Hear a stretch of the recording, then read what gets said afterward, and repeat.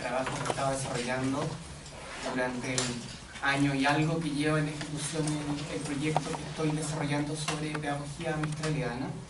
Y bueno, es una instancia, ¿cierto?, en que me gustaría que pudiéramos tener algún intercambio, conversar, ¿cierto?, y compartir impresiones respecto de los temas que vamos a suscitar.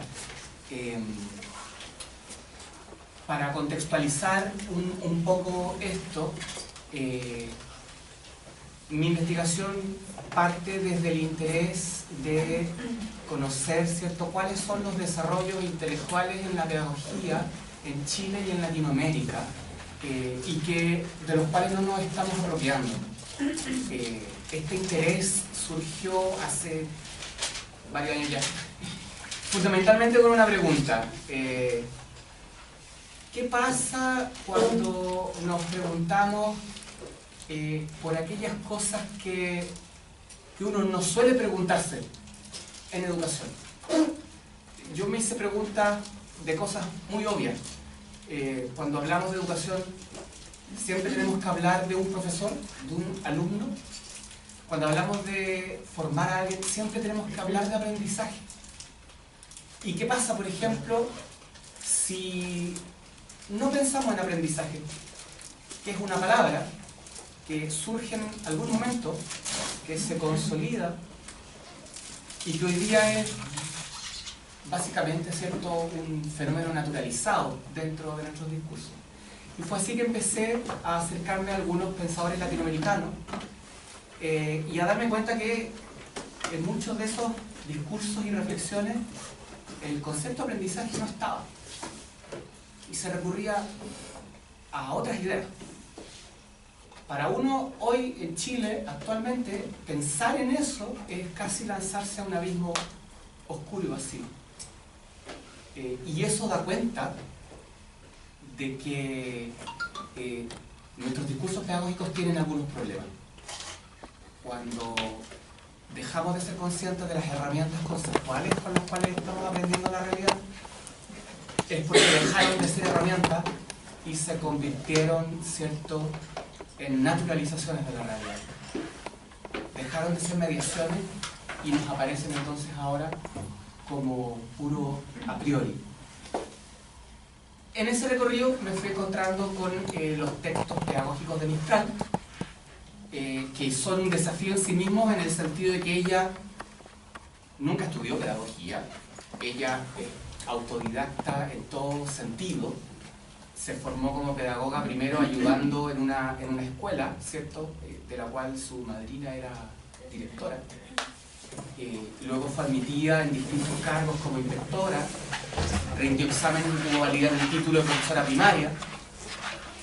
Y de la misma manera fue también autodidacta en cuanto a lo literario. Desde sus primeras lecturas, ¿cierto?, en la biblioteca del señor Azarondón, en el Elqui, en La Serena, que le permitió acceso a grandes autores de la literatura que para ella eran desconocidos, hasta sus publicaciones iniciales, ¿cierto?, en el Coquimbo, en La Voz del Elqui, y a partir de ahí ya, sin detenerse, hasta el famoso Premio Nobel. Por gracia, la Universidad de Chile le concede posteriormente, pero cuando ya ella es conocida, o sea, un poco el pago de Chile, ¿cierto?, que es clásico, le adjudica el título de profesora secundaria en castellano, pero nunca realizó estudio alguno. Ahora, yo les quiero contar un poco precisamente sobre este ámbito de ella, una persona que piensa la educación sin haberse formado desde dentro de la educación, que piensa la escolaridad, ¿cierto?, y la repiensa sin haber pasado por ella, a pesar de todos los doctorados honoris causa que se le concedieron, ¿cierto?, como fruto de su trabajo. Y les voy a contar un poquito primero algunas cosas que yo fui encontrando en la primera etapa de la investigación que cubre, ¿cierto?, mi trabajo, y que tiene que ver con el proceso desde el cual ella empieza a acercarse a la escuela. En esa época se les llamaba escueleros, eran como ayudantes, hasta el año 1925, en que ella se jubila. El Estado le concede, ¿cierto?, una jubilación por gracia. Y bueno, regresa a Chile, está un rato y luego inicia su carrera diplomática. Pero en estos 20 y algo años, 21 años, ¿cierto? Que les quiero resumir, lo que yo estuve buscando fue conocer cuál era la forma en la que ella entendía el fenómeno educativo. Ahora, se dice por allí, y es como lugar común, que no podemos conocer la práctica educativa de Gabriela Mistral, que no hay ningún registro de la época. Y bueno, por ahí hay algunos que han entrevistado personas que algo se acuerdan, ¿cierto? Ya a esta altura no queda nadie. Pero revisando sus textos, yo hice una apuesta. Y esa apuesta fue decir, si miramos los textos de Mistral con cuidado, como cualquier otro texto, como si miráramos, por ejemplo, los planes y programas del ministerio, o como si miráramos los discursos de los políticos cuando hablan sobre pedagogía, podríamos enfocar, y esa fue mi idea, podríamos enfocar cómo representan las situaciones pedagógicas en sus discursos. Por medio de narraciones, por medio de pequeñas escenificaciones, por medio de pautas de instrucciones, por medio de manifestaciones de deseo. Yo me di cuenta que en los textos de Mistral, como en otros textos también, de otros autores, siempre están repartidos, están camuflados, debajo de lo que se dice por el lado, ¿cierto?, como introducciones, pequeñas escenas. Y yo empecé a rastrear esas escenificaciones a la luz del concepto de acto didáctico, ¿sí? Entendiendo que el acto didáctico, la definición canónica que se le atribuye, ¿cierto?, es como la estructura mínima que sustenta la relación pedagógica a partir del encuentro de los roles que concurren en la institución, profesor, alumno, ¿cierto?, conocimiento, saber, aprendizaje. Bueno, hay varias formulaciones. Dentro de esas formulaciones, las más conocidas son, ¿cierto?, la del lema de enseñanza-aprendizaje, ¿sí?, que está muy metido dentro de la corriente de la tecnología educativa, y toda la enorme variedad de las tríadas que vienen después del mediados de los años 80 en adelante, alumno, profesor, conocimiento, saber, aprender, etc. Bueno, no las vamos a resumir ahora. Cualquier tríada es normalmente fruto del trabajo que se hizo de mediados de los 80 en adelante. Pero llega un momento de los desarrollos teóricos en que estas cosas empiezan a fisurarse, empiezan a cuestionarse. Y una de las preguntas que uno se puede hacer es si esas conceptualizaciones dan efectiva cuenta de los procesos educativos o están generando recortes. Entonces, yo propuse la idea de que toda estructuración del acto didáctico obedece a una configuración de ideologemas, tomando el concepto de ideologema de Bakhtin, ¿cierto? En el sentido de que las palabras, no los signos lingüísticos que son un ente teórico, la palabra como realidad social refracta la realidad en su relación, ¿cierto?, dialógica con otros signos, con otras palabras y con los grupos sociales en los cuales ellas cobran sentido. Desde ese punto de vista, las palabras, al ser portadoras de visiones de los grupos sociales que pueden entrar luego en relaciones de competencia y de pugna, porque dice Bakhtin, ¿cierto?, que el lenguaje es la arena de la lucha de clases sociales, empiezan a establecer relaciones de poder y se convierten entonces en ideologemas, en portadores de visiones de mundo que aspiran a una función hegemónica, porque recortan la realidad y tienden a mostrarla desde los intereses de un espacio simbólico particular. Bueno, desde esas disquisiciones, que estoy resumiéndoles ahora, encontré que en Mistral, entre 1904 y 1925, uno podía encontrar fundamentalmente 4 formas de entender el proceso didáctico. Una, muy inicial, cuando ella no era muy chica todavía, así, digamos 15, 18 años, se presenta como lo que yo llamaba una configuración racionalista elocutiva. Un momento en que ella es muy iluminista en sus ideas, confía plenamente en el despliegue de la razón como emancipadora de la sociedad. Además, políticamente es súper incendiaria, está como esperando que la revolución bolchevique llegue a Chile. Está esperando, ¿cierto?, por la explosión revolucionaria que finalmente haga capotar todos los ídolos y todas las jerarquías. pero al mismo tiempo está pensando iluministamente el proceso educativo.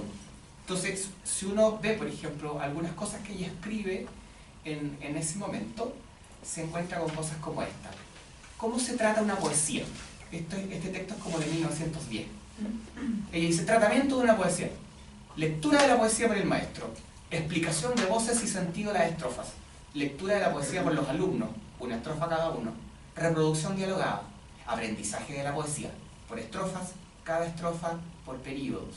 Análisis literario, y pone entre paréntesis. Practicarse oralmente en toda composición de mérito evidente. Si uno mira esto, no es muy difícil entender que está apelando a los ideologismos clásicos de la situación educativa, posicionados en la relación clásica, en que es el profesor, ¿cierto?, quien detenta el saber, es portador de él, y el saber circula desde el docente al estudiante por medio del discurso del docente, y por eso la configuración es elocutiva. En una carta, por ejemplo, que ella escribe algunos años después, en este mismo periodo, le escribe a 2 exalumnas suyas. Y entre todas las cosas que les habla, le dice lo siguiente: no se rían ustedes de que les escriba a las 2, estando separadas. Le escribe una sola carta.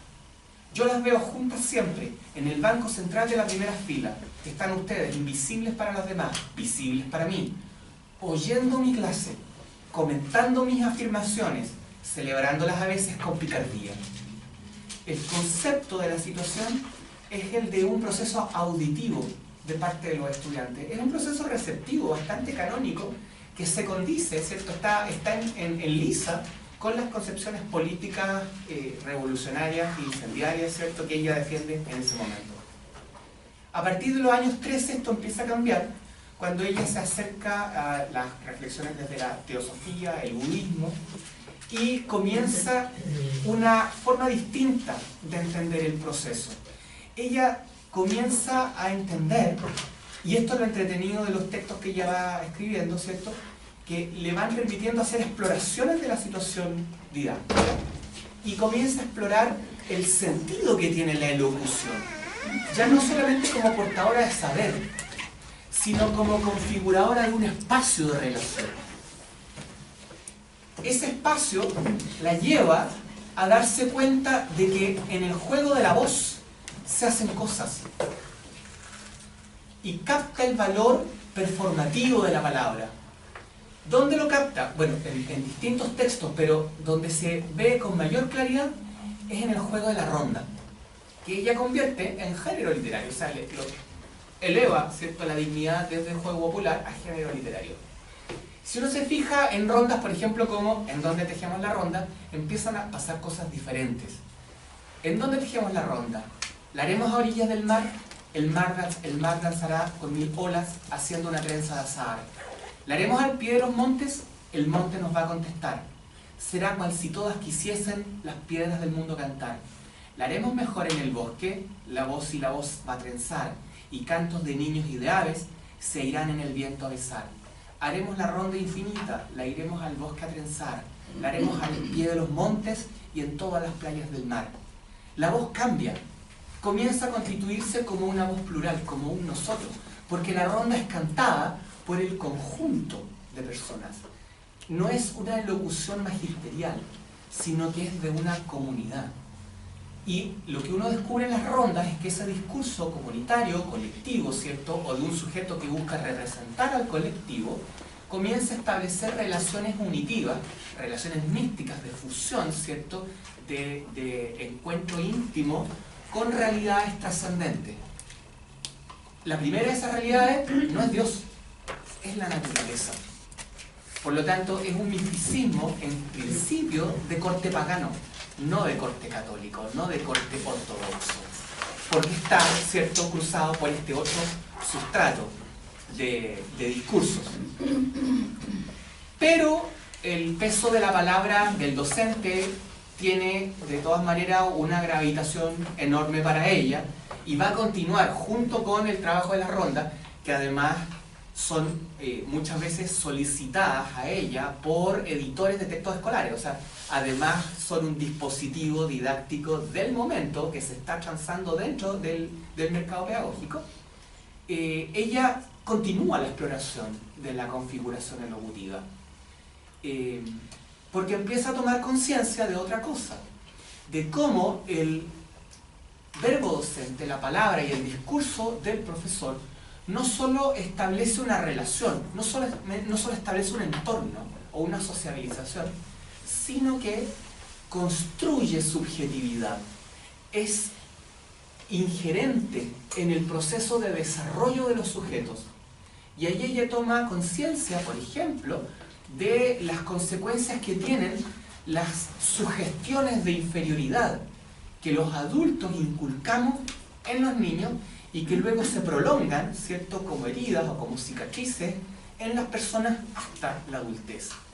¿Qué ocurre? Que empieza a preocuparse enormemente por las consecuencias del verbo docente y de su discurso. Y comienza entonces la búsqueda de unas condiciones de garantía que permitan que ese discurso docente construya subjetividad de manera positiva. Y una de las formas que encuentra para eso, ¿cierto?, es perseguir el contacto de su discurso con el sentido trascendente y religioso de la vida. Entonces, escribe, por ejemplo, en un texto lo siguiente. Dice, está haciendo una meditación. En esa meditación busca conectarse con la divinidad. Y dice, entro en la zona enorme y resplandeciente del pensamiento divino. Creo, conforme crea Dios, criaturas fascinantes, plenas de belleza. Dice otras cosas y hace algunas peticiones, pero esta es la central. Dame el hacer una obra refinada y sencilla, espléndida y dulce. Dame el hablar sencillo y suave y atrayente. Lo que desarrolla en esta imaginería religiosa, ¿cierto?, es la conjunción entre voz literaria y voz pedagógica. Ambas con un sentido estético, de una estética sencillista, ¿cierto?, podrían garantizar, por medio de la sintonía con el plano de lo divino, una construcción trascendente y finalmente, ¿cierto?, salvacional para los sujetos que están allí en el acto educativo. Pero ocurre luego que ella es invitada, después de hacerse conocida, ¿cierto?, por el premio de los Juegos Florales del año 14, comienza a volverse una figura visible, y el año 21-22 la invitan a trabajar en la reforma educativa mexicana.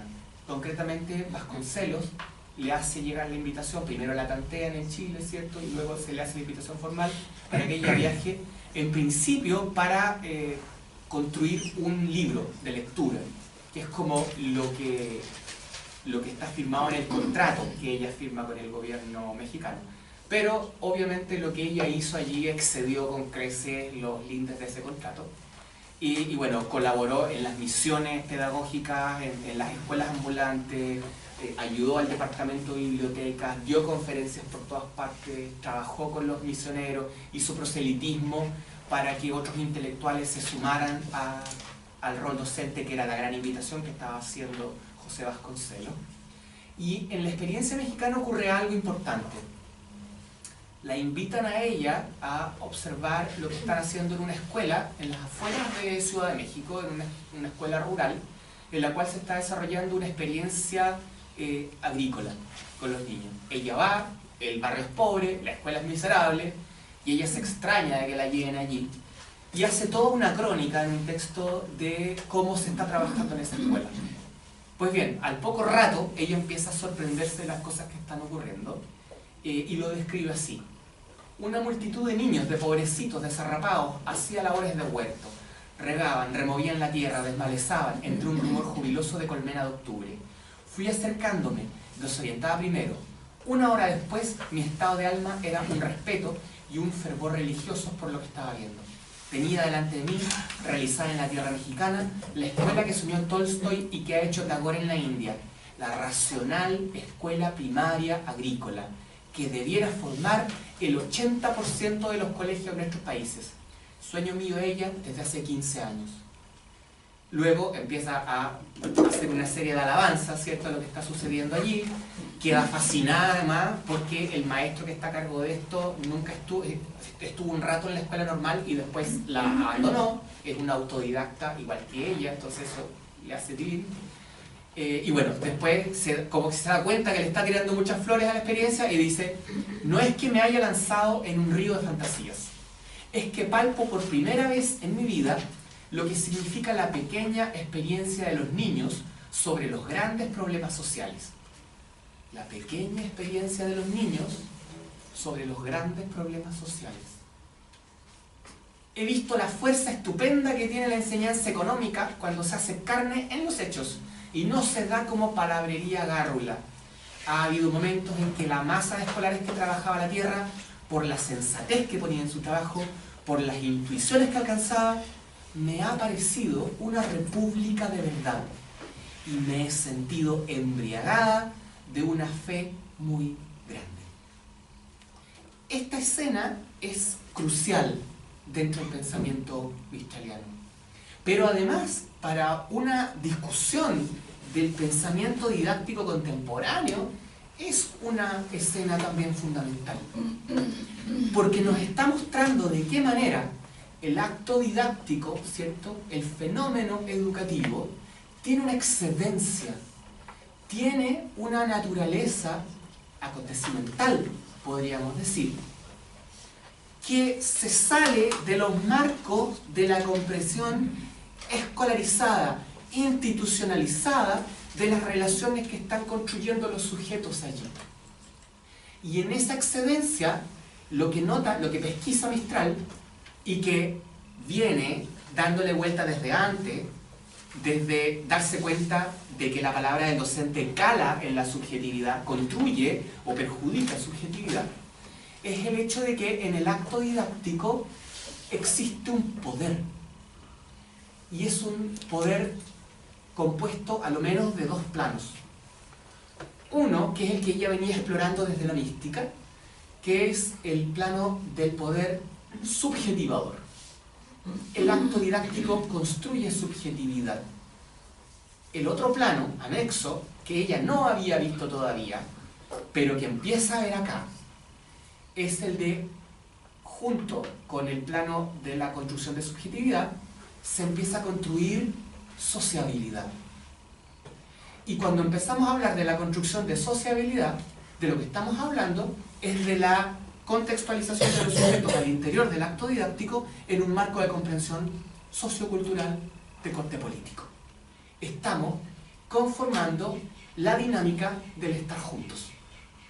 Por lo tanto, allí se está transando un poder. Y eso es lo que la hace decir el valor de la pequeña experiencia sobre los grandes problemas. Y defiende esa idea a lo largo del texto. Y lo que está ocurriendo en esa experiencia, y esto también es importante didácticamente, es que el tiempo didáctico, la temporalidad de la situación que se está construyendo, no está arrojada sobre el futuro. No estamos hablando de la didáctica comeniana, que es una didáctica preparatoria, es una didáctica que establece una brecha radical entre escuela y vida, porque para Comenio la escuela debe preparar, porque la vida es obrar. Pero la escuela no puede ser obrar, no es trabajo la escuela es aprender.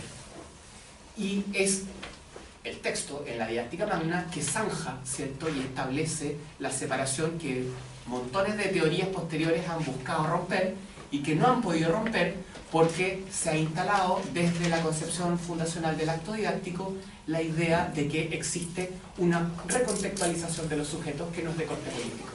Y es la política la que ha quedado fuera. Cuando Mistral nota la incidencia de lo político dentro del entramado más profundo del acto didáctico, entonces podemos recuperar el hecho de que la temporalidad didáctica siempre actúa en tiempo presente y que el estar prefigurándola permanentemente como una preparación para el futuro, como algo que adviene pero que no llega en este momento, lo único que significa es que la supresión de la temporalidad presente como tematización del acto didáctico, como tematización de la relación de los sujetos, solo existe en la medida en que contribuye, ¿cierto?, a sesgar, a silenciar o a suprimir la condición política de los sujetos que están allí. Es su propio presente, porque desde allí, desde esa supresión, el acto didáctico se establece como no lugar, como una temporalidad universal en la cual Roma la vemos hoy día, ¿cierto? Pero la vemos sola, no la vemos respecto de nosotros. Bueno, estos son fundamentalmente las 4 configuraciones que yo puedo pesquisar en los textos que ella escribe hasta el año 25, 26 aproximadamente. ¿Qué ocurre después? Y es lo que les quiero contar ahora. Ella vuelve a Chile, le encargan un trabajo diplomático, ¿cierto?, como secretaria de la ligación chilena en Europa y como encargada de algunos asuntos dentro del Instituto de Cooperación Internacional, de Cooperación Intelectual. Ella, a poco andar, cambiando la óptica, ya no es profesora, está jubilada, no está trabajando para un Estado, para un gobierno, está en una posición internacional, está en un organismo internacional, ¿cierto?, que agrupa al conjunto de naciones en el sistema mundo organizado hasta ese momento. Comienza a pesquisar y lo desarrolla en una serie de trabajos a través de los años 30 y 40, la posición del fenómeno educativo en el contexto, ¿cierto?, de el orden global entre regiones y además el orden nacional en cuanto a la configuración de la nación y el sentido, ¿cierto?, de arbitrariedad que existe entre la articulación del Estado y los pueblos que constituyen las nacionalidades existentes. Y desde esas coordenadas un poco geoculturales o geopolíticas, lo que empezamos a observar, ¿cierto?, es que ella empieza a hacer un cuestionamiento cada vez mayor de la escuela como realidad. Ahora, esta reflexión que ella empieza a hacer comienza a distanciarla cada vez más del rol de la escuela. Entonces, se comienzan a producir afirmaciones radicalmente distintas de las que ella venía haciendo, así como todo para la escuela, tenemos que ser súper abnegadas, nada para mí, todo para ellos, ¿cierto?, a afirmaciones prescindentes y cancelatorias del fenómeno escolar. ¿Cómo ocurre esa fisura? Básicamente por una razón muy concreta. Si empezamos a mirar, ella culpa al Estado de que los problemas sociales que se venían arrastrando desde finales del siglo XIX y que capotan, ¿cierto?, en los grandes estallidos sociales de principios del siglo XX, solo son coaptados a lo largo de los años 30 y de los años 40, pero que no se resuelven. ¿Y por qué no se resuelven? Porque el Estado ha roto su promesa meritocrática, porque no ha construido una democracia meritocrática, sino que ha construido una democracia plutocrática, en la cual, ¿cierto?, es el poder económico el que detenta el poder decisional. Y frente a ese poder económico, la clase media, que es la clase educada y que podría haber hecho el cambio, es una clase que se ha empezado a identificar con la clase alta y no se ha identificado con su lugar de origen, que para Mistral es el pueblo. Y ella, que siempre se identificó con el campesinado y con el pueblo, ¿cierto?, más desposeído, empieza progresivamente a reafirmar esa pertenencia y a descreer cada vez más del rol de la clase media.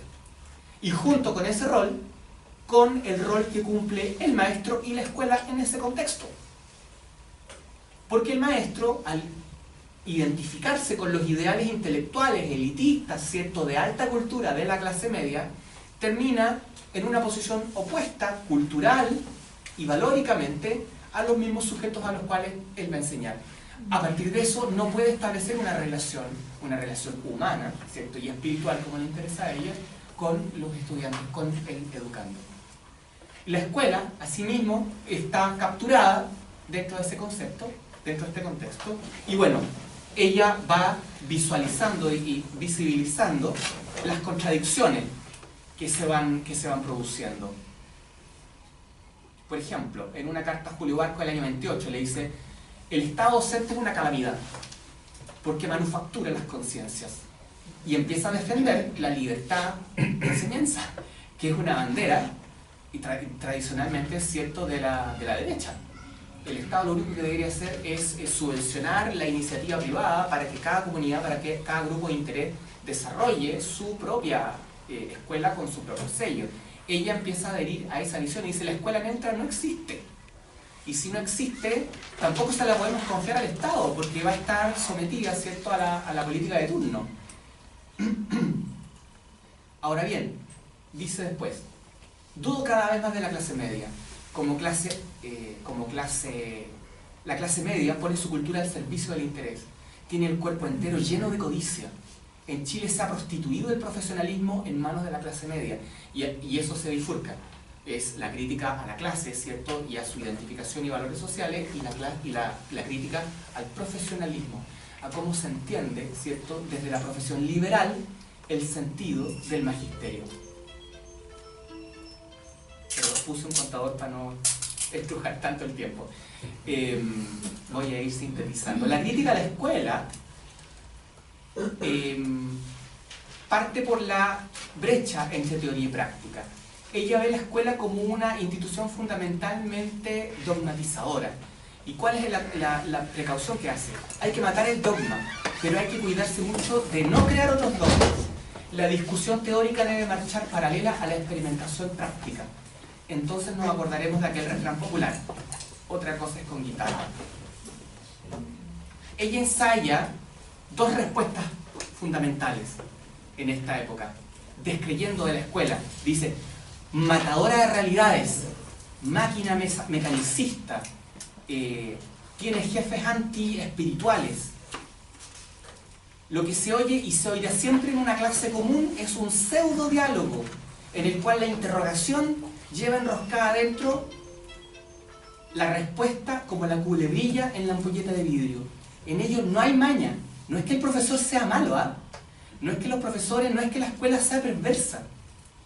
No andan aquí malicias, sino la índole dogmática de toda enseñanza y de cualquier docencia, incluso la más delicadamente liberal, incluyendo la nueva pedagogía que repugna la autoridad. Y aquí hay una cuestión importante, porque a Mistral siempre se la ha identificado con la escuela nueva. Y lo que uno podría decir es que Mistral se acerca a la escuela nueva, la conoce, la valora, pero luego la rechaza. Mistral descree de la escuela nueva, y lo dice después. La escuela nueva y la humanidad reformada, ahí se está refiriendo a los socialismos, podrán desgañitarse voceando la nueva orden de los estudios humanizados. Siempre su empresa se golpeará contra los muros de una fatalidad sin redención, que es la entraña misma de la escolaridad. Está agarrando el fenómeno didáctico escolarizado, ¿cierto?, de cuño profesor, alumno, aprendizaje, materias de enseñanza, la está arrogando suavemente y por lo menos la está sacando del escritorio del cual ella se apoya para escribir. ¿Qué es lo que hace entonces? Insiste en su propio posicionamiento. Estoy con los descontentos, dice en 1938. Con los descontentos sinceros y ardientes, que no son los agentes de un nuevo logrerismo, que es en el que ella ve atrapado, ¿cierto?, a la clase media, a los profesionales y a la escuela. En los logros, en la mensurabilidad, en el rendimiento. ¿Les suena? Sí. Estoy con los despertadores de esta fabulosa modorra de las conciencias que vivimos en América desde 1810.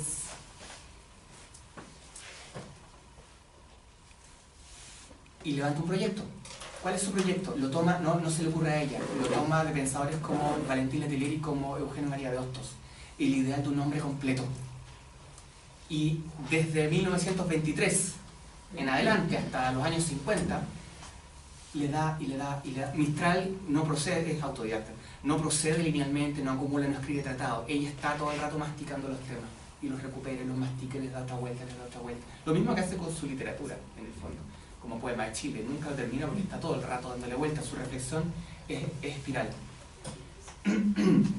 Pero ¿qué es un hombre completo? Un hombre completo es un hombre poliédrico, dice ella, que no tiene desarrollada una pura potencia. Hoy día diríamos, no está su educación agotada al lenguaje y matemática.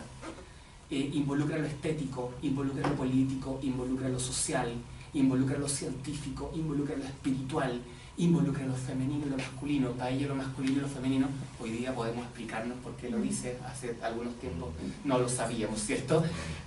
Para ella lo masculino y lo femenino no son géneros, son ejes de constitución de la misma subjetividad humana.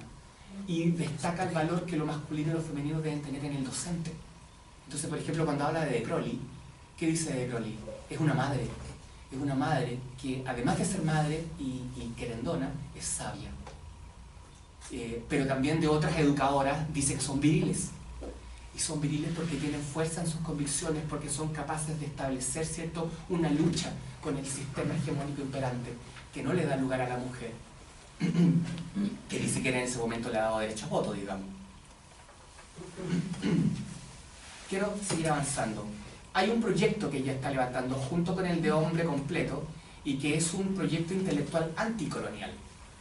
Desde esta posición internacionalista, observando la geopolítica, ¿cierto?, tanto cultural como del conocimiento, desde el Instituto de Cooperación y luego desde los consulados en que trabaja, llega a una conclusión, y esto lo dice el año 31.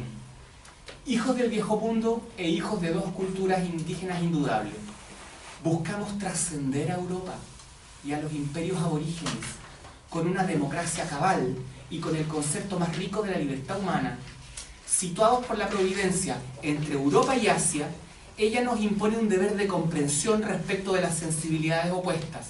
Nuestra doble costa, que mira al occidente y al oriente, tiene, al igual que la costa griega, la misión de aceptar, comprendiéndolas, a las razas diferentes. Nuestra obligación de entender que la modalidad diversa de dos culturas no entraña inferioridad respecto de una. Este discurso es muy cercano del que va a construir luego en los años 60 Franz Fanon, repensando la labor de la psiquiatría en la colonia francesa de Argelia y llegando a la conclusión de que en los procesos de colonización tanto el colonizador como el colonizado se embrutecen y son reducidos, son bestializados. Por lo tanto, la labor liberadora del colonizado no puede dejar de lado, y esto de allí saca luego la idea Freire para escribir la pedagogía del oprimido. No podemos entender la pedagogía del oprimido Freire si no hemos leído Los condenados de la tierra de Franz Fanon. Está la idea de que mi liberación requiere la liberación del colonizador. Tiene que ser, y por eso lo subraya Freire, en comunidad. La única diferencia, y la diferencia más notoria entre Freire y Fanon, es que Fanon aboga por la violencia y la considera legítima, y eso a Freire le para los pelos, ¿cierto? Porque Freire es cristiano, entonces no lo tolera. La respuesta más contundente, sin embargo, que ella ofrece pedagógicamente a esto es la del autodidactismo, que para nosotros en la discusión didáctica contemporánea también es fundamental. Porque la teorización de situaciones didácticas, ¿cierto?, francófona, de Rousseau, ¿cierto?, de Yves Chevalac, comprenden el situacionismo no más allá de las situaciones adidácticas. La situación didáctica, ¿cierto?, lo recordamos brevemente, es aquella en que es el docente el que está en control directo y explícito de las actividades de la situación que se establece entre saber y estudiante. Y en la situación adidáctica, que él también ha recortado, él desaparece de la escena y es el estudiante el que queda en una suerte como de control aparente, pero sujeto a un recorte situacional y a unas limitaciones en función del contrato didáctico que se ha establecido, contrato didáctico que no es social, sino que está referido a las creencias sobre el conocimiento y que permiten entonces una cierta actividad. ¿Qué actividad para él? Bueno, la actividad de enseñar a pensar matemáticamente a un sujeto. Bien, hasta ahí. Pero no hemos visto más allá de qué ocurre cuando el sujeto está en soledad. ¿Qué pasa cuando el sujeto está en situación no institucionalizada? ¿Qué pasa cuando el sujeto está en otro tipo de interacciones socioformativas que no son necesariamente las de la institución? Quedamos didácticamente, teóricamente, en una laguna, y el autodidactismo viene a respondernos algunas de esas cosas. Ella comienza el autodidactismo a lo que llama pedagogía de alumnos libres o antipedagogía, o también contrapedagogía. Lo saca como idea de un texto de Rodó de los años 20, ¿cierto? De unos capitulitos que están en los motivos de Proteo, en el cual Rodó comenta el aporte que han hecho grandes autodidactos a la cultura latinoamericana. Y los términos en los que Rodó describe el autodidactismo, fundamentalmente originalidad, cultura libre, ¿cierto? Espontaneidad, son los términos que luego ella, durante los años 30, va a empezar a también destacar a otros autodidactos de la cultura. Por ejemplo, el presidente Obregón en México, con el cual ella trabaja, ¿cierto? Pero también Sor Juana Inés de la Cruz, bueno, y un montón de otras personas, ¿cierto? Sarmiento entre ellos, que son grandes intelectuales que han aportado a la construcción de la sociedad. Lo que está haciendo, en definitiva, al parecer con cierta intencionalidad, pero sin darse cuenta del todo, es empezar a pesquisar cuál ha sido su propia trayectoria formativa. Porque en ese mismo proceso de pensar en estos autodidactos y cuál es el aporte que ellos han hecho, en paralelo, ella está pensando en cuáles son los fallos de la escuela para posibilitar autonomía intelectual. Entonces empieza a pensar de qué manera la lectura tiene un rol fundamental en la autonomización de los sujetos. Esa autonomización está obstaculizada por la escuela, por el modo en que la escuela está enseñando a leer a los sujetos. ¿Por qué? Porque ese modo en el que los está enseñando a leer está preso de las coordenadas, ¿cierto?, en las cuales se hace circular el conocimiento como pura decodificación en las prácticas escolares, y por otra parte con un maestro que es incapaz de identificarse con las necesidades sociales de los sujetos, que niega su lengua, que niega su forma de hablar.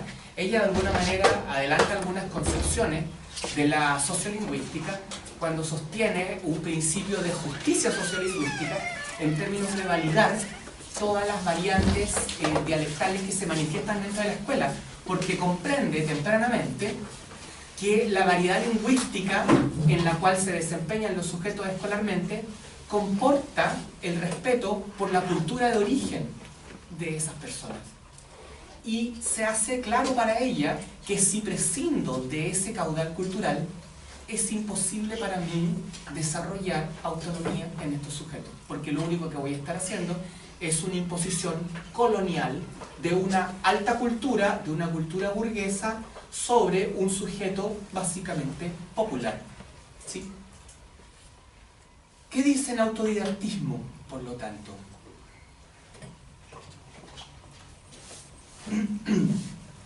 Lo fundamental es que en el autodidactismo es la lectura, y ahí la relación directa entre lo autodidáctico y la lectura. Es la lectura la que nos da la capacidad real de establecer diálogo, no la clase. En ese texto de autodidactismo de 1944, que está publicado en un volumen que se llama Recados para hoy, no, perdón, Recados para hoy y mañana, ella sostiene la imposibilidad del diálogo escolar. El diálogo no es la conversación entre maestro y estudiante, entre profesores y educandos.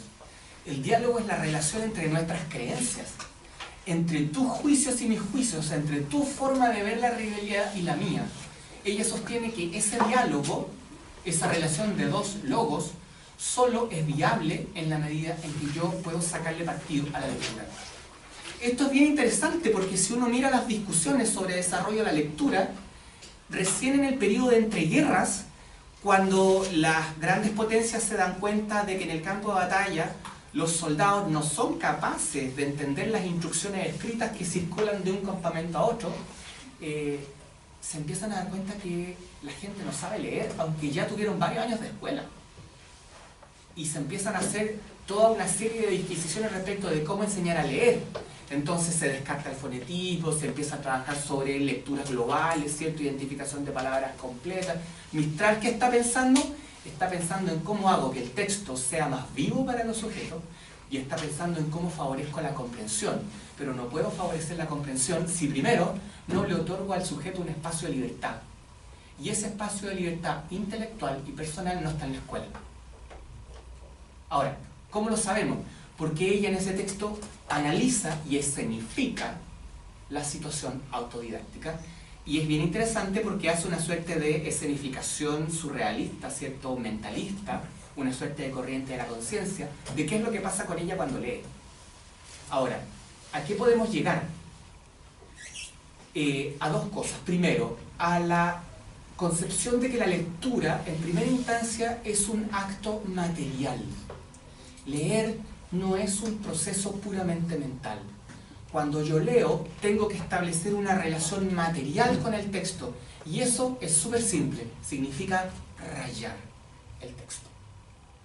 ¿Qué dice ella, por ejemplo? Esto es de los años 30. Libro no anotado, lectura desperdiciada. El libro marcado, documento acerca de la lectura y confesión del lector. Anotación por coincidencia, por ratificación de nuestras propias ideas. Por complacencia, resultados de esta lectura, afianzamiento de las ideas propias. Anotación por disidencia, el saludable contacto con las ideas opuestas, que además es clave para la formación del hombre completo. Provocación a la discusión, confortación por este debate en los conceptos propios, rectificación de detalles. De tarde en tarde hay que hacer este ejercicio ideológico. Es decir, este acto de interacción material con el texto no es solo cognitivo, no es solo intelectual, no es solo de decodificación, es también ideológico porque estoy contrastando por contraste, por disidencia, por concordancia, mi visión del mundo con la del texto. Con la de un texto que puede estar a favor mío o que puede ser opuesto a mis creencias. Y eso basta con que ustedes vayan a la biblioteca de Vicuña, pidan ver un libro de la biblioteca personal de Mistral y todos los libros van a estar rayados. Y algunos rayados del tipo, no, cuando no está de acuerdo con algo. O sí. Ahora, el diálogo se puede entender de varias formas. El diálogo se puede entender, y esto es súper interesante para nosotros hoy día, entendiendo la lectura como reescritura. Cuando uno se pregunta, ¿cuál es la relación entre escritura y lectura? ¿Qué hago primero? ¿Qué hago después? No. Si se pueden hacer las cosas al mismo tiempo, porque ambas cosas son consustanciales. ¿Qué dice ella? Utilidad de las marcas sobre un libro. Lecturas sucesivas, así abreviadas. Los puntos sobresalientes de un escrito tienen cierto poder de evocación fuerte y entregan todo el resto. Son como los puntos más vitales, los nudos eléctricos de un asunto. La anotación de un libro es la base de una reordenación de la lectura, reordenación personal de la materia de un libro. Aún el escritor más ordenado ha desmigajado, ha esparcido los conceptos de un solo tema en varios capítulos. Ordenar para esclarecer, ordenar para formar conjuntos, tipos de antologías por materias. Pero el diálogo también se puede entender, como ya lo veíamos, en términos de la lectura de opuestos, la lectura de lo diferente, que ella llama lectura desinfectante. Esto después les va a sonar cuando en el año 49 ella escriba el oficio lateral y diga que la salvación al oficio pedagógico es tener otro oficio, que para ella la literatura, pero para otros sujetos puede ser la jardinería, la cerámica, la costura, el tejido, fundamentalmente profesiones manuales. Porque ella detesta el puro intelectualismo y critica mucho el intelectualismo de la escuela chilena. ¿Qué recomienda, por ejemplo? Léanse para el nacionalismo a Maurice Barres o a Charles Blaras, o así solo. Para el socialismo a Marx y a Proudhon.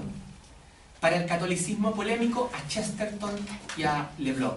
Léanse para la crítica de estos asuntos La rebelión de las masas de Ortega y Gasset, que planea por todos ellos lo uno y lo otro, lo mío y lo ajeno. El diálogo también es un acto de compartir. La lectura para Mistral no tiene sentido si no es lectura compartida. Estos 15 minutos de lectura solitaria que se están estableciendo en muchos colegios al principio de la hora de castellano, es interesante, pero ¿qué se hace con eso? Cuando uno le pone sentido, ¿qué valor tiene eso? Si no lo comparto, si queda ahí, si no lo conversamos, si no polemizamos. Esto lo dice en Palabras de la Recolectora, que es el prólogo a Lecturas para Mujeres, que ella había escrito el año 23 para las escuelas mexicanas en la Reforma Educacional de Vasconcelos y que luego se reedita en España. El 23 ella lo publica para las niñas de su escuela. El año 40, cuando lo reedita España, vuelve a dedicárselo a las escuelas, pero ahora también se lo dedica a los autodidactos. porque se ha enterado de que el otro texto que circuló le sirvió mucho a mucha gente que en ese momento no tenía escuela. ¿Qué dice? En cada ocasión de tener en las manos uno de estos libros, en que lo sustancial anda casado con lo donoso, en un juego casi corporal de recio músculo y linda piel, mi lápiz marca la página, aparta el trozo bienaventurado, y esto sin vistas a antologías, sino por un hábito tan connatural como el de sentarse a la mesa haciendo sitio con los gestos a los familiares, y con la costumbre del lector fogoso, que sigo siendo, del que habla en voz alta, suelo decir al camarada: ¡qué bien! ¿Ve usted? ¡Qué bien hallado! Y no me falta sino pasarle el libro a la mano de aire que está a mi lado, porque leer con pasión siempre será compartir y hacer mesa y colación común. ¿Qué está pasando? Lo que está haciendo Mistral en todo este trabajo es dislocar la comprensión del acto lector que está ocurriendo en ese momento como decodificación de un mensaje que un emisor construye, ¿cierto? Y que envía a un receptor por medio de un canal, etc. En esa época no se decía porque esos conceptos son de los 60 de Jacobson, pero es básicamente el proceso de decodificación mecanicista, ¿cierto? En términos de resituarlo, no como decodificación, y tampoco desde las coordenadas del aprender. Las coordenadas en las que ella lo reinstala son las de la actividad de pensar. Lo que Valentín Letelier llamaba hacer uso de la razón. O lo que Hostos decía, ejercitar la razón. La lectura es deporte para ella. Y por eso tiene técnica. Pero esa técnica es activa, no es pasiva.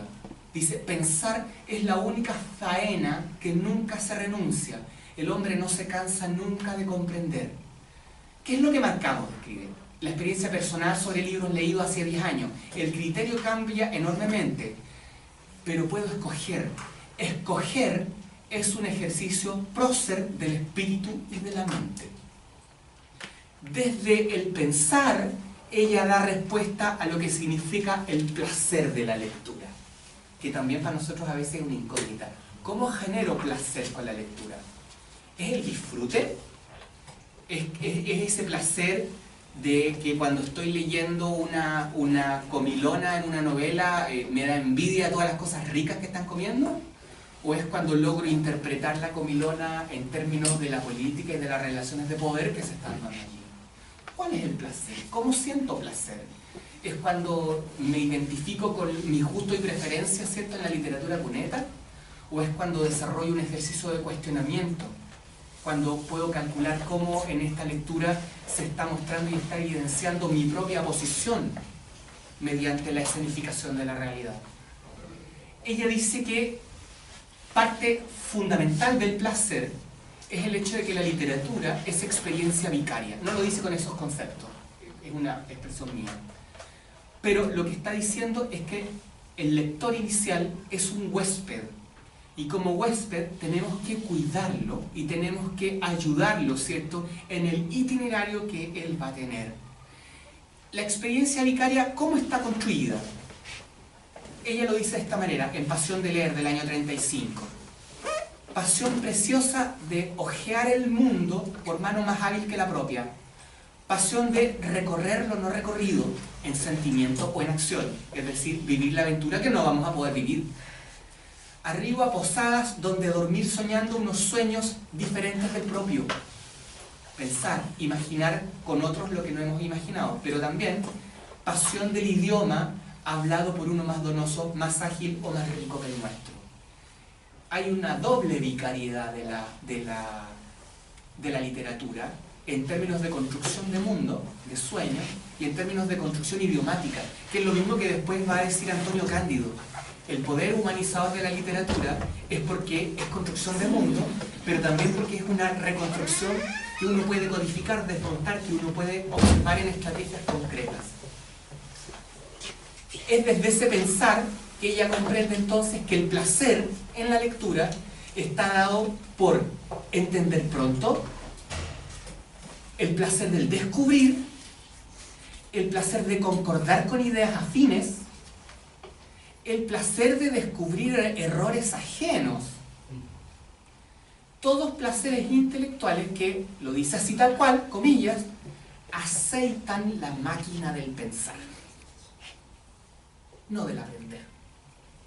Por lo tanto, si lo miramos a la luz de la concepción didáctica, del acto didáctico que ella está manejando, un poco como lo que discutía en su momento Frida Díaz Barriga, es invitarnos a abandonar el ideologema, la metáfora, la venda ideológica del adquirir como metáfora explicativa de los procesos educativos por la del participar, por la del cumplir un rol intelectual, que ella espera además que sea militante. Ella dice la cultura debe hacerse militante y participar en la sociedad.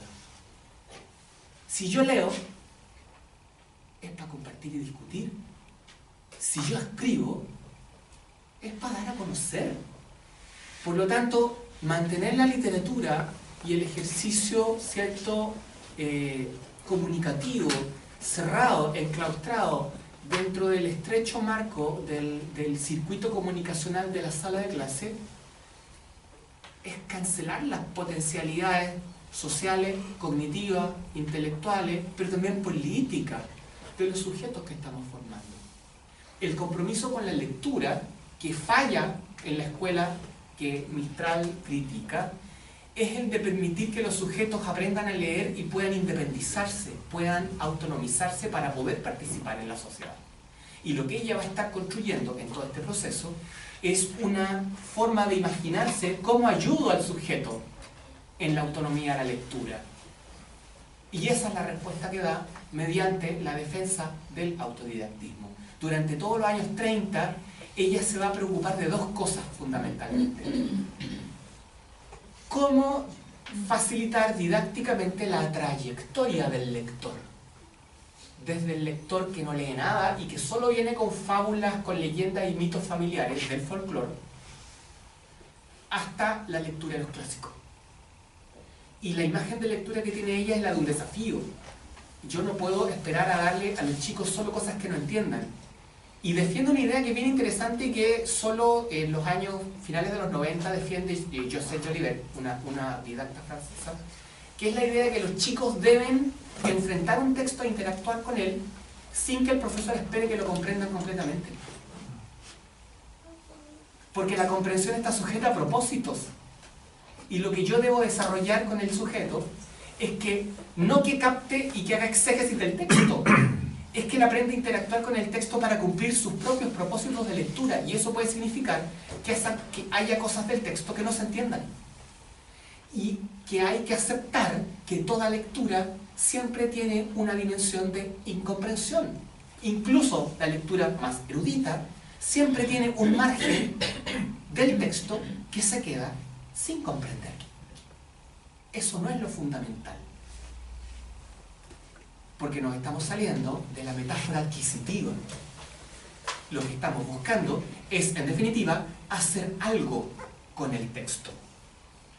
La lectura, por lo tanto, y con esto voy a terminar, me voy a saltar todo lo que tiene que ver con trayecto lector y con formación del lector, que es también algo que preocupa mucho hoy día a las didácticas socioculturales. Solo va a terminar con algo relativo a la idea de la lectura como forma de, o como camino para la formación de creadores. La lectura necesariamente es el camino de la autonomización intelectual y de la formación del creador. Pero para ello necesitamos un espacio de interacción con el texto que sea libre. Cultura libre significa poder pararse, poder descansar, poder comer, poder discutir, poder hablar de otra cosa, retomar el texto y también, muy importante, tener derecho a la repugnancia, dice ella. Aquello que me fastidia, aquello que me lo imponen, aquello que carece de sentido para mí en el estudiante, genera derecho a la repugnancia. Para ser creador, por lo tanto, ¿qué vamos a hacer? En esa época ya existían los silabarios con imágenes, se usan desde el silabario del ojo, ¿cierto?, que es el silabario mate, que se empieza a oficializar desde fines del siglo XIX en Chile, y que tuvo amplia repercusión en Latinoamérica. Lo retoma Duflo después en los años 30, el silabario hispanoamericano, ¿cierto? Estos cabros chicos sentados arriba de unas letras. En esos silabarios, ¿por qué se ponían imágenes? Porque estaban también pensados de alguna manera para facilitar el aceleramiento de los procesos de adquisición del código. El dibujo me daba el sonido inicial que íbamos a aprender. Entonces, si había un ojo, es porque el sonido inicial era O. Y luego, en todas las cuadrículas en que se ponían, ¿cierto? Los ejercicios de silabeo, yo ya sabía que iban a estar en el orden A, E, I, O, U. Entonces, si el primer sonido en la figura era una pala, era P. Entonces yo automáticamente sabía Pa, Pe, Pi, Po, Pu. ¿Qué hace Mistral? Ella valora mucho la imagen. No porque haya sido testigo del cine, de la radio. Ella viene preocupada de la imagen mucho antes. No, su preocupación no es porque descubrió la moda y dice, wow, esta es la panacea. No, ella viene preocupada del problema de la imagen desde el problema de la imagen poética. Entonces es muy anterior al tema del cine y a su inserción después en las iniciativas que la UNESCO desarrolló con cine y con radio educativa. Ella invierte el orden. Y es la letra la que suscita la imagen. Es la palabra la que debe ser evocadora de imágenes mentales. En una carta de los años 50 a los familiares de su ahijado, que le preguntaron, oiga, ¿cómo podemos hacer que este niñito que no está leyendo bien, ¿cierto? ¿Cómo lo podemos ayudar? Ella les sugiere un método y se los voy a leer. Dice, nuestra raza no es inventora porque no cultiva el pensamiento concreto. ¿Cuál es el pecado del intelectualismo? El pensamiento abstracto, la pura definición, sin la operación. Y desde la adolescencia se envicia en lo abstracto inferior, en subideas. Se trata de hacer pensar al niño. De nuevo, cambio de las coordenadas. Hacer pensar al niño a base de unas 4 o 5 frases, oraciones en gramática que sean muy sencillas. Por ejemplo, una oración dice, Juan iba de vuelta a su casa llevando sus herramientas, pasó el puente, siguió por el maizal y dio el silbido de aviso a su mujer. La mujer abrió la puerta. Hacer que el niño traduzca eso a imágenes y se quede sin leer. Suspendo la relación con el código. Se quede sin leer, viendo al hombre que después de salir de la fábrica toma el camino hacia el río, pasa el puente, pasa el maizal, se acerca, llega, llama a la puerta o grita a la mujer, entra a la casa, da las buenas tardes, se sienta a descansar o a comer. Tiene que ver cada una de esas puntas o imágenes. Todo esto parece una bobada o algo difícil, no hay tal, cuesta poco, pero los 5 o más cromomentales, imágenes, se viven, se ven realmente, casi se tocan. Adquirir este hábito, querida, es un tesoro y se cura al niño de hacer lecturas inertes o que pasan como el agua por los caños sin dejar nada detrás. Y se le evita, cuando se prolonga hasta la juventud, la lectura muerta, sin creación. La engañifa de leer sin compartir el texto, sin volverlo vivencia. Es la palabra la que tiene que ser evocadora. Pero ¿desde dónde estoy evocando? Estoy evocando desde las estructuras de conocimiento, de creencias, de los sujetos que están siendo sometidos a esa estructura lingüística. Es desde la visibilización y explicitación de esas visualizaciones que yo puedo entrar a construir, ¿cierto?, los distintos planos semánticos de interpretación de la obra literaria. ¿De dónde viene esto? Viene de una cuestión bien seria para Mistral. Viene de la experiencia de la muerte de Gin, que es su hijo, sobrino, todavía no ha terminado de aclararse eso, pero sí que es un niño que ella cría, ¿cierto? Y que en los hechos y en la relación es su hijo y se le muere. Y dentro de las cosas que ella cuenta, además, otro poroto negro para la escuela, ¿cierto? Se suicida por sufrir de bullying en su escuela, en Petrópolis. Entonces, eso además hace que la escuela más se le atraviese a Mistral el año 43 cuando él se suicida. Ella, después de la muerte de Jin, escribe en unos cuadernos como prácticas religiosas, unos ejercicios medios espirituales, ¿cierto? Espiritistas incluso, de contacto con Jin, de oraciones, de eyaculatorias, y tiene en una página unas pequeñas notitas como una suerte de ayuda a memoria, en el cual nos da un marco para poder entender el valor que ella le está entregando a la visualización del texto. Ella nota lo siguiente: visualizar a Jin en oración, con los brazos abiertos y el rostro lleno de gozo, fe y amor. Rezar el Paternoster. Visualizar a él a mi lado derecho y poniéndolo en el nos de la oración, del Paternoster. A cada ruego, incluyéndolo como mío. Eso es el mío, es la versión que está publicada, esto está publicado, me parece, en sábado. Después les puedo dar la cita exacta. Pero el manuscrito que uno puede consultar en la biblioteca digital de la Biblioteca Nacional no dice incluyéndolo como mío. El manuscrito dice incluyéndolo como vivo. Y de ahí la idea de vivificación. Visualizar la antífona angélica, visualizar las oraciones todas, mantener la visualización de él a mi lado derecho. Después de las oraciones, como final, una concentración en oración mental en Jin, visualizándolo. Y aquí viene lo importante. Porque la palabra hablada superficializa la oración y porque debo defender su imagen en mí. Esas son un poco las cosas que yo les quería contar a grandes trazos, ¿cierto?, de lo que está pasando con Mistral en su pensamiento pedagógico desde su vuelta a Chile, desde el año 25 y 26 que sale, hasta los años finales de su vida y su muerte.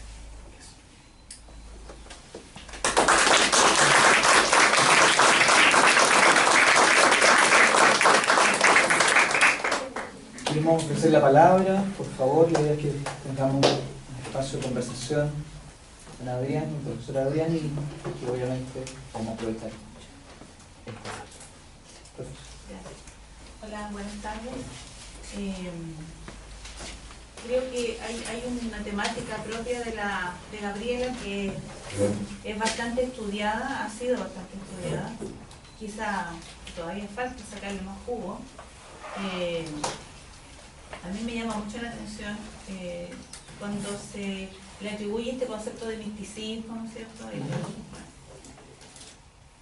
Yo creo, desde mi perspectiva, que no se acerca tanto a lo bíblico o a lo católico o a lo romano, no. Yo creo que está mucho más cerca del misticismo netamente de nuestro continente, es decir, es un misticismo continental, un misticismo de nuestra tierra americana, de nuestra cordillera de los Andes principalmente. Yo a Gabriela la veo como una verdadera cordillera de los Andes que atraviesa toda América, y más todavía. Respecto, por ejemplo, de esto último que están señalando tú, esto de la palabra, del poder de la palabra, ¿no es cierto?, de la inflexión, de la pronunciación, del escucharse, al comunicarse, y me retrotrae a los diálogos que tenían los mapuches en sus leos. Justamente los que hacían de maestros, de niños, ¿no es cierto?, el anciano que enseñaba al niño, la abuela que enseñaba a los niños, respecto de la cultura, que aparece ya, ¿no es cierto?, en el texto de Piné de Bascuñán, cuando él hace una especie como de retrato, ¿no es cierto?, de lo que pasa ahí en estas reuniones familiares. Es mucho más cercano, o sea, a mí me habla de Gabriela eso, me habla mucho de Gabriela, ese poder de la palabra, y yo creo que eso es lo que hemos perdido. La escuela la hemos ido desdibujando, la hemos ido perdiendo, se nos ha ido entre los dedos. Y Gabriela, cada día yo, desde mi punto de vista, cada día es más vital, aunque se haya estudiado, de repente cuánto estudiamos, yo pienso que no se le ha sacado todo el jugo todavía. Que además es re difícil decir algo a ciencia cierta en Mistral, Sí. porque le da tantas vueltas a las cosas que lo que afirma en una parte lo puede estar negando en otra. Entonces, sus posiciones son móviles porque, y ella lo dice, ella no está tratando de construir un sistema de pensamiento. Ella está tratando de pensar en todo momento en las coordenadas presentes que tiene allí. Y de acuerdo a lo que tiene allí en ese momento, ¿cierto?, es el tipo de idea y las conclusiones que ella construye. Y por lo tanto tiene un dinamismo en que uno, esto que yo he tratado de reconstruir y de mostrarles a ustedes un poco más ordenadamente, lo que uno podría ver es que son verdaderamente cuerdas paralelas que se van manteniendo a lo largo de muchos años. Y que si uno pudiera ver que se resuelven en alguna parte, mi hipótesis personal es que se resuelven en Poema de Chile, en donde efectivamente lo que ocurre es la centralización de la figura del indígena como figura de la redención latinoamericana y de la redención nacional, como sujeto que puede encarnar un futuro padre de la patria, o, en los términos en que lo estamos revisando ahora, como la única posibilidad del hombre completo. Que además ella dice, o sea, es donde se puede realizar el hombre completo en este momento es en la poesía. Y bueno, el Poema de Chile se construye desde los años 20 y a lo largo de toda su vida, no lo concluyó, digamos. Lo que sí yo creo que habría que apuntar es que su relación con los pueblos indígenas igual es paradójica. Durante su estancia en México, ella se hace parte de todos los discursos civilizatorios que el gobierno de Obregón está haciendo circular. Y en los textos en que describe las misiones, claro, se convierte en una verdadera cronista de India y arrastra a unos rodados de colonialismo interno, de negación del otro, de encubrimiento, diría Dussel, ¿cierto?, de la especificidad de los indios, que uno dice, chuta, se me corrió Mistral, se me fue para otro lado. Tiene relaciones paradójicas con el pueblo indígena, y bueno, son finalmente los sujetos que ella elige como el gran hijo que va a ser, cierto, el sujeto a ser formado entre la figura de ella en Poema de Chile, que es el fantasma que baja de la muerte a recorrer el espacio de todo el país, y la otra gran educadora que es la tierra, que es la naturaleza, la gea chilena, pero es muy indígena. Sí.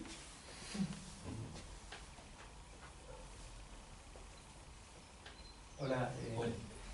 Mira, describe, ¿cierto?, como una especie de proceso de aprendizaje y de cambio de perspectiva de la Mistral, mucho más pegada a la visión de escuela clásica, e incluso apoyándola en este, no sé si es un poema lo que citaste, el primero que citaste.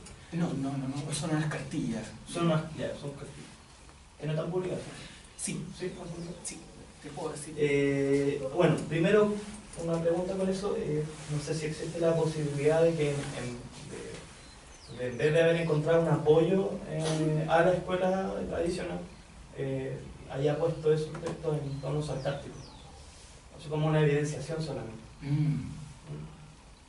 Por la época yo creo que no.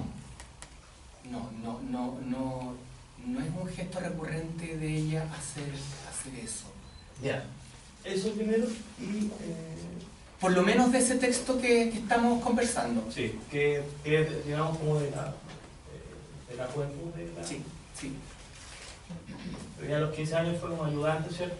Sí, en pero escuelas rurales, igual se enfrenta como a las crisis de la escuela. Yo creo que ella no había tenido sentido crítico jovencita, un poco subestimable. Sí, solamente que la escuela en ese momento representa el lugar en el que ella quiere estar.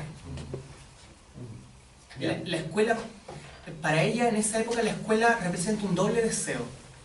Es el deseo de incorporarse como maestra, que le cuesta una enormidad. Tú sabes que primero trata de entrar a la Normal de La Serena, y como escribía cosas medio polémicas, el cura dice que no y no la dejaron entrar. Tuvo que por ahí ingeniársela, ¿cierto?, empezar de inspectora, de ayudante, hasta que le dejan rendir exámenes en la Normal de Santiago, y bueno, fue un lujo lo que hizo allí. Y me perdí lo que te estaba diciendo. No, frente a la posibilidad de la utilización como del tono sarcástico, más de evidenciación de esa relación de profesor-alumno que de... Estaba hablando de los dos sentidos de la escuela como deseo. Sí. La escuela es un espacio de deseo para ella, porque ella se quiere insertar como profesora, quiere desarrollar una labor magisterial, como lo hizo su hermana, como lo hizo su padre. Pero también ella quiere que el pueblo entre allí. Y ella tiene una activa labor editorial alrededor del centenario, defendiendo la necesidad de que el Congreso prontamente zanje la ley de instrucción primaria obligatoria. le fue mal, lo sabemos, se demoró 10 años más, ¿cierto? Hasta 1920. Pero luego ella, cuando se da cuenta de que la obligatoriedad no ha servido para nada, de que las familias mandan a la escuela a los chicos y a los 2 o 3 años los tienen que sacar porque la miseria los obliga a hacerlos trabajar, se da cuenta y ahí es donde empieza a echarle la culpa al Estado. Claro. Ahora, frente a eso, aquí viene mi segunda pregunta. Cuando ella se va a México, ¿cierto? Y se enfrenta a lo que es la escuela agrícola, de partida preguntar cómo definimos cierta escuela agrícola. Y segundo, bueno, nosotros sabemos que ella, por ejemplo, tiene varias lecturas, tiene una escuela como clásica, ¿cierto? Lee a Dostoyevsky, lee muchos rusos. De hecho, tengo entendido que le presenta a los rusos a Neruda, cuando lo conoce cuando estaba jovencito. Así que igual es una gran influenciadora de Neruda. Y dice que es la escuela que enseñó Tolstoy. Sí. ¿Cómo es esta escuela agrícola? Sí. Bueno, la escuela agrícola que ella observa en México es muy precaria, es muy pobre, y lo agrícola, el componente agrícola se le da fundamentalmente el cultivo de un terreno anexo a la escuela, que era de propiedad fiscal y que consiguieron que se les asignara y que se les entregaran recursos por parte del Estado. Lo que hizo el maestro Oropesa, Arturo Oropesa, que es el que vivió esa experiencia, fue muy hábil políticamente, ¿cierto? Empezó a visibilizar en los medios el trabajo de los niños, hizo que los mismos niños formaran una cooperativa, una caja de ahorro, un diario, se empezó a publicar, y hace que eso llegue a oídos de Vasconcelos. Y Vasconcelos finalmente es el que apadrina esta escuela y le da vuelo. Mistral hizo clases en esa escuela, ayudó a los niños también en términos de la publicación que estaban generando. Pero la escuela agrícola que ella conoce en México no se agota en esa escuela como la escuela tradicional que abre un espacio, ¿cierto?, para que los chicos cultiven un jardín. No. También avanza hacia lo que eran las misiones rurales, que eran escuelas ambulantes que se instalaban en los poblados indígenas durante determinado tiempo, varios meses, desarrollaban todo un programa educativo y luego pasaban a otro. Y dentro del programa educativo que llevaban estaba el cultivo de especies nativas, pero también la introducción de especies productivas nuevas, que podían entonces significar un mejor bienestar económico y de subsistencia de las comunidades indígenas. Entonces, como para darle más precisión al asunto, podríamos hablar de que la Mistral no está de acuerdo con el camino que toma la escuela, más que con la institución, ¿cierto?, escolar como tal, digamos. No. Yo creo que su crítica es a la institución per se. Incluso la de la escuela. No. Ella es muy elogiosa con las experiencias belgas, con la escuela de Crowley, con la escuela de los anormales, con la escuela del Hermitage, donde se atienden los niños normales, con las experiencias de jardín infantil de Crowleyano que conoce también en México. Para todo ello, y con Montessori también, mucho elogio.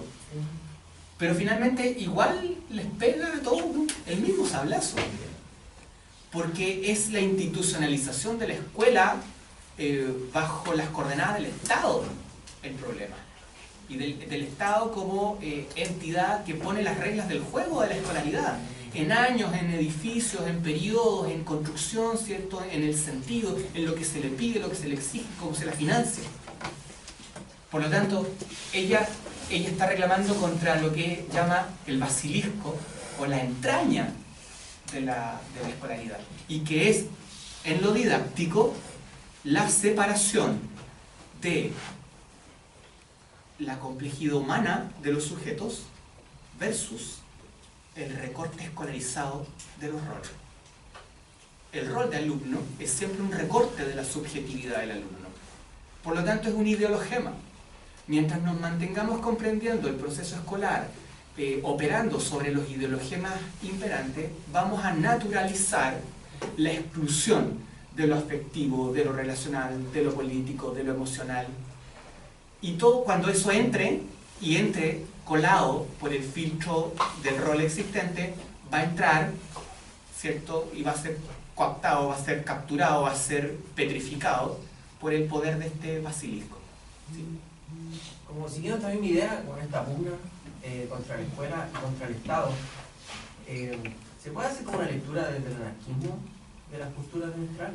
Sí, y ella tiene lecturas anarquistas regularmente. Yo creo que hay mucho de eso. El perfilamiento que ella va haciendo de la pedagogía, a diferencia del anarquismo, que es muy comunitario, ella lo único que se diferencia, ¿cierto? Pero no en cuanto a la crítica de Estado, no en cuanto a la crítica de la institucionalidad, es que ella lo focaliza y lo resuelve dentro de la relación humana, y particularmente dentro de la relación uno a uno, que es como la relación favorita de Mistral, y por eso además entiende que la relación de la madre con el hijo es una relación pedagógica que la pone al mismo nivel de la relación profesor-alumno, ¿sí? Y de hecho las borronea en los términos, ideologémicamente las simbiotiza, por decirlo de alguna manera, pero está pensando concretamente en la relación humana uno a uno, en un espacio de intimidad que es independiente, y por eso también empieza a hablar de las vacaciones, de las colonias de verano, del recreo, de los tiempos muertos, de las horas libres. Le preocupan mucho todos estos pequeños espacios, todas estas pequeñas fisuras del sistema en las cuales se puede colar y se puede aprovechar una relación más auténtica, con una comunicación más auténtica en los sujetos. Ahora, bajo esta misma línea, sobre todo con la idea del desarrollo como del hombre autónomo, hombre completo, pero me surge la duda, ¿hay una noción de proyecto nacional dentro del discurso de Mistral? Porque si pensamos en una erradicación total de la escuela, donde hay una autonomía completa del individuo, ¿qué pasa con la construcción de la sociedad? ¿Cómo hacemos la proyección de una sociedad si tenemos a todos pensando cualquier cosa? Que es muy válido y es maravilloso si se quiere, pero ¿dónde tenemos el punto de comunión de estos pensares? A ver, lo que pasa es que ella está al mismo tiempo barajando ambas soluciones. ¿Qué hago en la escuela y qué hago fuera de la escuela? Y a partir del año 28, cuando muestra su escepticismo respecto al rol del Estado, está recurrentemente volviendo a ambos planos. Y lo que hace respecto de la escuela es ensayar formas en las cuales la escuela podría flexibilizarse a una concepción dialógica del proceso didáctico. Y empieza a sacarle punta, por ejemplo, al valor al valor de la conversación como estrategia. Y tiene algunos párrafos maravillosos en que ella cuenta cómo en Punta Arenas establece toda una serie de conversaciones con unos expresos que están fugados, que están así como en el clandestinaje, que se enteran de que ella está haciendo clase y llegan a su escuela cuando ya se han ido todos los estudiantes y se instalan ahí solitos, ¿cierto?, en la sala de clase a conversar y a contarles lo que han vivido en los canales, las huidas, los atracos, toda una cosa así que es bien como ilegal, pero que ella cuenta con un maravillamiento enorme. Y eso lo entiende como un proceso no en que ella enseña a conversar o ella está dando clases a los sujetos, sino el espacio en el que ellos la educan a ella, el espacio en que ella está aprendiendo. Pero está aprovechando las fisuras de la escuela, los intersticios. Lo mismo, por ejemplo, en procesos de cómo pensar, ¿cierto?, el cultivo de la imaginación y de la escritura en los niños. Y también lo empieza a pensar desde las fisuras, bueno, ¿qué es lo que traen? ¿Cómo lo podemos hacer? ¿A qué podemos jugar? ¿Podemos contar historias? ¿Podemos aprovechar los mitos, los sueños? Y a partir de eso va inmediatamente viendo cuáles son los obstáculos, cuáles podrían ser las trayectorias, cuáles son los peligros, cómo operar. Pero yo te diría que no es que sí, está en desacuerdo con la entraña profunda de la escuela, pero es plenamente consciente de que la escuela va a seguir allí y que hay que pensar algo para la escuela. Ahora, donde ella se da el lujo de echar todo esto por la borda, de nuevo es el poema de Chile. Ese es el espacio en el que ella se da el gustito de pensar la pedagogía que ella quiere. Hay una última pregunta por acá. Sí. Tú mencionas que de alguna u otra forma Mistral denuncia y da cuenta de la pérdida de sentido en este circuito de roles. Y quería, bueno, preguntar si cómo se le otorga, porque finalmente lo importante es el sentido el sentido, cómo se le otorga sentido, cómo hacer que este circuito de roles tenga un sentido profundo y no un término superfluo, como ella misma dice en cierto momento. Y ligado a eso, si es posible hoy en día eso y por dónde empezar a aplicar. Ok. Yo creo que ella tiene una respuesta para eso. Y la respuesta que ella da es que los adultos no deberíamos apresurarnos tanto a imponer nuestros destinos a los destinos de los jóvenes.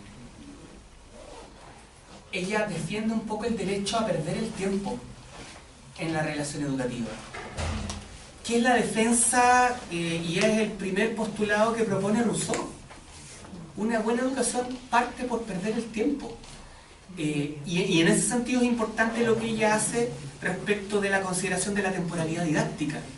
Si yo me concentro en la relación contigo y en lo que tú quieres, en lo que a ti te mueve, en lo que son tus esperanzas, tus sueños, y ella sugiere trabajar la literatura a partir de los sueños de los niños, concretamente, seguramente no voy a estar cumpliendo el programa escolar.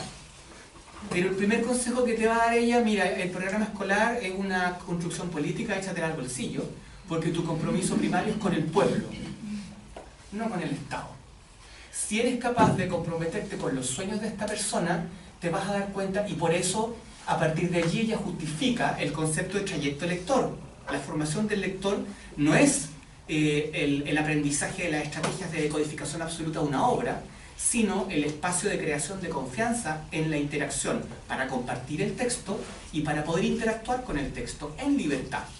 Y eso significa permitirme la mala literatura, permitirme los gustos zurdos, dice ella, permitirme divagar, permitirme dejar el programa a chacharear, hablar de tonteras, hablar de nonadas, jardinear juntos, tomarnos un té, salir a pasear, cuéntame tus sueños, yo te cuento los míos, y a partir de eso te digo, oh, pero esto se parece a la historia de tal, que está en tal libro, y mira, léelo, discutámoslo, y después te paso otro.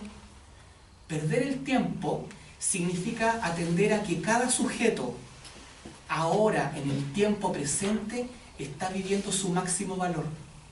No hay sujetos banales para Mistral.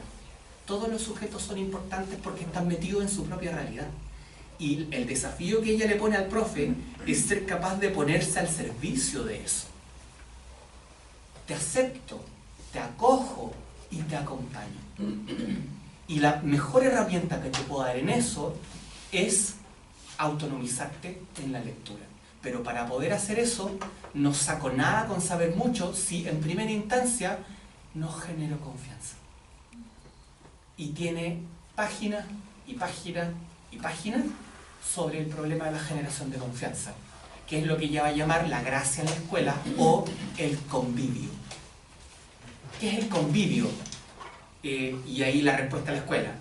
Pensar la escuela no desde las coordenadas de la escuela, sino desde las coordenadas de la casa, de la familia, de la reunión familiar, desde la convivencia cotidiana y desde la libertad que tenemos en ese espacio. Libertad de movimiento, libertad de deseo, de asociación, de manifestación, de reclamo. ¿Sí? No sé si te respondo. Hay un texto muy bueno que te podría gustar que se llama La imaginación en el niño. Es un texto del año 30 en que habla del maestro de escuela y sobre todo de los normalistas como la contramadre del niño. Para los que leen poesía mistraliana es una terrible figura porque la contramadre en la poesía mistraliana es la muerte. Y por eso dice que el maestro es el Herodes de la imaginación. O sea, Herodes, que asesinó a miles de niños en una noche, bueno, el maestro hace eso cotidianamente con miles de niños matándoles la imaginación en las orejas.